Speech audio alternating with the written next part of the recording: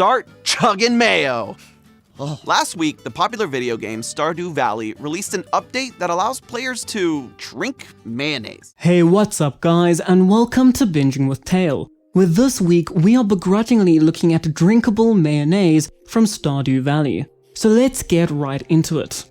To start, we are going to get a very thin container. Trust me, this is important for later, in which we will crack our eggs into, but we only want the yolks, so we are going to separate them, or at least try. For this recipe, we want 2 egg yolks. With the remaining egg white, we can make a meringue later or something.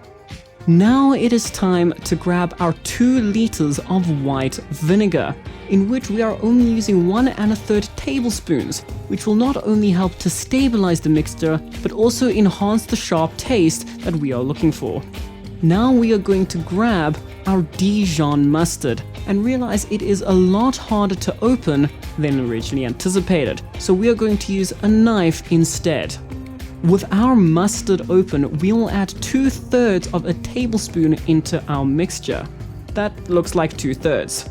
We will then taste it and realize that mustard is not that great by itself. We will then take our colorful measuring spoons so that we can measure exactly 1/3 a teaspoon of kosher salt. Remember that kosher salt is the best salt. We will then realize we don't have any MSG that's in the original recipe and can't find it in local grocery stores, so we will add 1/3 a teaspoon of sugar instead, as it looks similar. Now we are going to add our oil. I am using canola oil, but any neutral oil such as avocado or vegetable oil will work. We will add 2/3 of a cup into this mixture, as this is the heart of a good mayonnaise. Make sure to add it gently, as you don't want the egg mixture to mix just yet. Look at that separation and wonder how it will turn white. While making this, I realized my extension cord is not long enough to reach my countertop, so now you are blessed with a new angle. We are going to take our immersion blender and blend until homogenized. Do as I say, not as I do, as you can see that extra oil on the bottom that didn't fully mixed.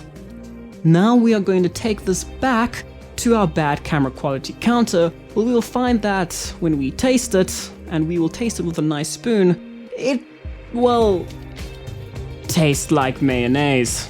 Perfect to spread on a sandwich, but not really to drink.